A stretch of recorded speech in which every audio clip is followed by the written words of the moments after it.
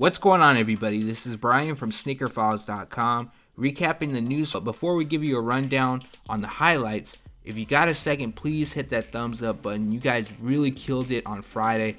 Greatly appreciate every single one of you that took a second out to like the video. Also, I'm going to throw in some new music in the background, but let me know your thoughts on it. I know a lot of you complained about the music I switched to on the previous news videos, and I apologize for that. I'm just trying to find a middle ground here. Now, as for a rundown on the news, we have, I guess you could say, a first look, although we've seen the Air Jordan 2, a part of the Air Jordan Converse collaboration pack, but we have confirmed that the Converse Fastbreak Mid is also releasing a part of the pack and not the Pro Leather. I have an update on the Air Jordan 13 playoffs, and that will be later in the video, as well as confirmation from Jordan Brand that the Air Jordan 13 Bred is releasing during fall. We have a first look at the Curry 4 Low. We have a release date for the KD10 Oreo. Michael Jordan's Converse Fastbreak Mid that he wore during the 1984 Olympics sold for over $190,000. But without wasting too much of your time, let's jump into the news. Starting things off for the news, we have a look at the Under Armour Curry 4 Low. Now we actually have a preview of two colorways. The first one, which comes in white, metallic gold, and a translucent outsole as well as speckled detailing across the midsole, was worn by Steph Curry during practice before Game 5. The second is dressed in a clean black and white color theme. The two appear to feature a knitted upper with reinforcements on the overlay and on the toe, as well a thicker midsole and a sock-like booty. We don't have a release date or a retail price for the Curry 4 Low, but according to sources, they're expected to drop during October 2017, the same time when the mid or the high, whatever you want to call it, Curry 4 drops. The angles aren't that great on the white and gold pair. A lot of people are calling them chef, but I'm not really calling them chef because I feel like that is tied into the Curry 2 Low that got a lot of hate for good reason too, but I feel like this pair is a lot better. Also, I do like the black and white pair. I feel that it's more of a lifestyle look rather than on court, but I'm sure they'll be able to perform on court. During the 1984 Olympics, Michael Jordan wore the Converse Fastbreak Mid. I'm sure a lot of people didn't even know about the Converse Fastbreak Mid until the announcement of the Air Jordan Converse pack, and not even then because it wasn't confirmed that the Fastbreak Mid would be a part of the pack. A lot of people, including myself, believed it to be the Pro Leather. But yep, he wore the shoes and they went up for auction.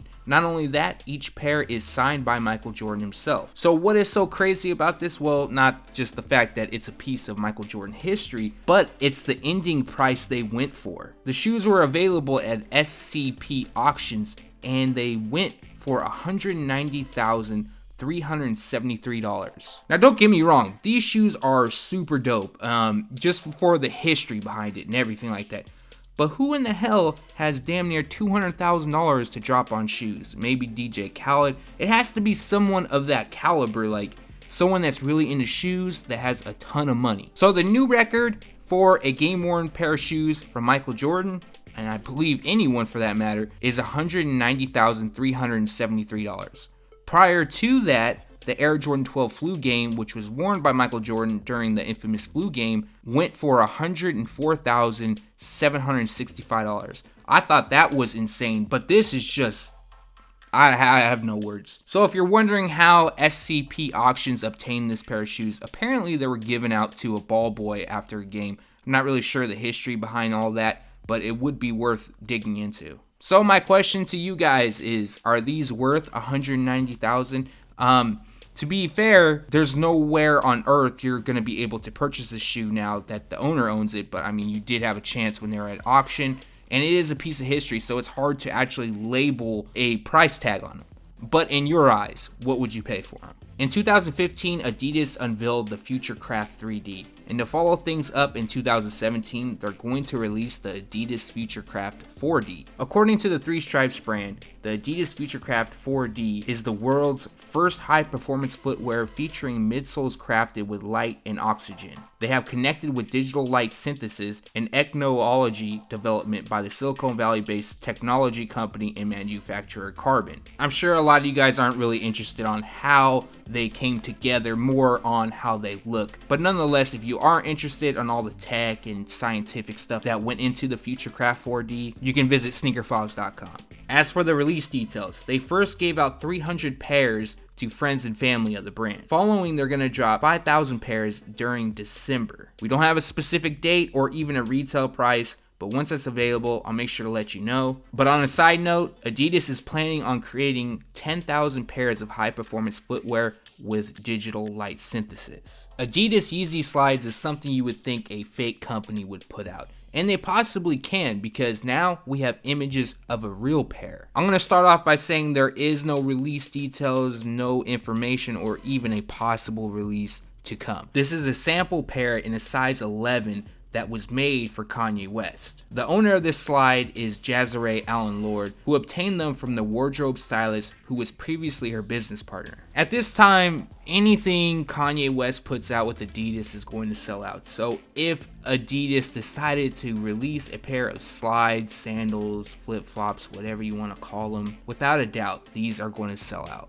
But let me know in the comments section, if Adidas and Kanye West released a pair of slides, would you cop them? I without a doubt would, just so I could trade them for a pair of sneakers. Nike Sportswear is releasing a bunch of Nike Air Force 1 lows, a part of the mini swoosh series, and now we take a look at what's being called black toe. The inspiration obviously comes from the Air Jordan 1 black toe, but there is no ties. This is not a cross collaboration or anything like that. But they feature a black, white, and red colorway and tumbled leather throughout. We have the mini swoosh by the toe, which the toe is done in black, but the mini swoosh is done in white. White on the panels, the laces, red wraps the heel, while black lands on the swoosh. No release date or retail price as of now, but they're expected to drop during summer 2017. The other night, WNBA star Essence Carson showcased the Nike KD10 Be True. Nike Sportswear has already released their Be True collection, but since it's still Pride Month, it is possible we see additional releases come. Staying true to the theme, they feature a rainbow gradient across the outsole, which has a translucent finish, but up top we have predominant black,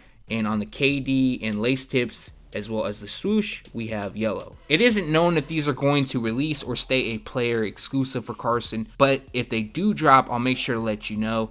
And let me know in the comment section if you think they should release. Last week I shared with you that the Nike Air Foamposite 1 would be releasing a part of a women's exclusive pack. The pack, which is known as Shine, will also feature the Air More Uptempo and the Air Force 1 Upstep Premium LX. Showcasing the second release, here is the Air More Uptempo, releasing exclusively for women, and I do believe this is the first time the Air More Uptempo has dropped only for women, not kids, but specifically in women's sizing. They feature a dark stucco, white and black color theme. Across the large Air, we have an iridescent finish, which displays hues of purple. Dark stucco is on the base, which bleeds onto the white midsole, and what I thought was interesting was this copper, gold, kind of iridescent finish to it. Tongue label, which features the Nike swoosh. Also, the number 8 is stitched on the heel in gold, and that is Scottie Pippen's Olympic number. At the time of shooting this, there isn't a specific release date, but they're expected to drop during holiday 2017, and the retail price will stay the same, which will cost you $160. Sometime back, we gave you a preview of the Nike KD10 Oreo, but now we have a closer look as well as a release date. Across the Flyknit upper as well as the laces, we have a mixture of black and white, which gives it that Oreo theme. The overlay, which displays a large white Nike swoosh,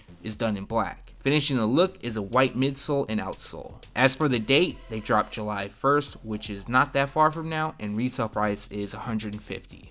I feel like I've been sharing a lot of new images of the Nike Air Foamposite Pro Island Green, which is going to drop during July. So I'm not going to go over the details, I'll let the images do the talking just because we covered it so many times, but I do believe that a release is coming sooner rather than later. We don't have a set release date, just saying July, but since more retailers as well as people that collect shoes are obtaining them and taking pictures, it means it probably will be the earlier part of the month. But for those that do want to pick them up, retail price will be $230. The Oregon Ducks are known to have some of the craziest PEs ever. But this time around, I kind of feel like Jordan Brand cut corners on the track and field team. Recently, Jordan Brand issued a pair of the Air Jordan 12 Low and a pair of the Air Jordan 31 Lows. Now the 12 Lows are exactly like the playoffs that released, and the 31 Lows are like the pure platinum release. Now, I'm not taking away from the shoes because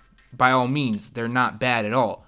But They gave them pretty much a retail release, and the only difference here is that they added a special label on the tongue, which reads 2016 to 2017 Oregon Track. Still, nonetheless, I'm sure they are grateful to receive these free pairs, but I just feel they could have did something a little bit different here. Also, I really hope I don't see these floating around on eBay for some crazy amount of money, like $5,000.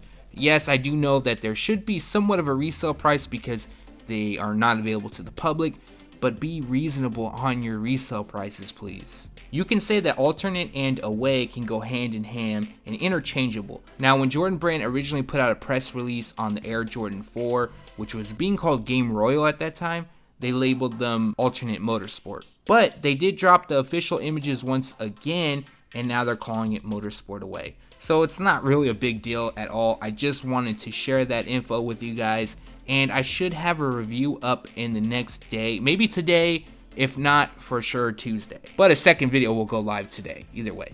And if you're interested in grabbing this pair, they drop on June 17th, and retail price will be $190. On Friday, images leaked of the Air Jordan Converse Pack, which gave us a first look. Well, not of the Air Jordan 2 because we've been seeing that for some time now, but these images do confirm that it will be a part of the pack. The second model, which was believed to be the Converse Pro Leather, is actually the Converse Fastbreak Mid. So to go over a little bit of history, the Converse Fastbreak Mid was worn by Michael Jordan during the 1984 Olympics. And as you guys saw previously in this video, his pair went up for auction. But this pair features university blue accents, which ties into his days at playing for the University of North Carolina. Now, for the Air Jordan 2, just a recap, this is actually a PE that was worn by Michael Jordan. There are some small differences between the PE and the retail release, which is coming this month, with the biggest being MJ and 6/28/87 on the heel, and that is the date that the alumni game took place. They also come in a special pack, which has co-branding from Jordan Brand as well as Converse. In addition, there will be dust bags, which features Converse and Jordan Brand branding. As for the date, June 28th, and retail price will be $300. Now, I don't know about availability as of yet. I'm going to assume it's going to be on the limited side, although $300 isn't that bad. What you're getting in the pack is the Air Jordan 2, and to be honest with everybody, the Air Jordan 2 isn't loved by many. It's a shoe that gets overlooked, but in my opinion is great. Now, the second part of the pack being the Converse Fastbreak Mid, a lot of people didn't even know that shoe existed at one point in time, so this pack, it's got to be on the limited side of things, even at a lower $300 price tag. That's a lot cheaper than the DMP or the Finals pack that's going to come out in a few days. Also, these are on the way. They should be here this week. So if they do come this week, I'm definitely going to have a video up very, very soon. We all knew that the Air Jordan 13 Bred would be returning once again in 2017 during the early part of fall. Even though we knew that they were going to release, there might be some doubt in the back of your head until Jordan Brand says something. Well, that has changed over the weekend because they unveiled images, and this is actually a sample pair. They didn't show it with 3M, but they're supposed to feature 3M, so I wouldn't worry too much about that. But other than that, they come in your classic black, true red, and white colorway.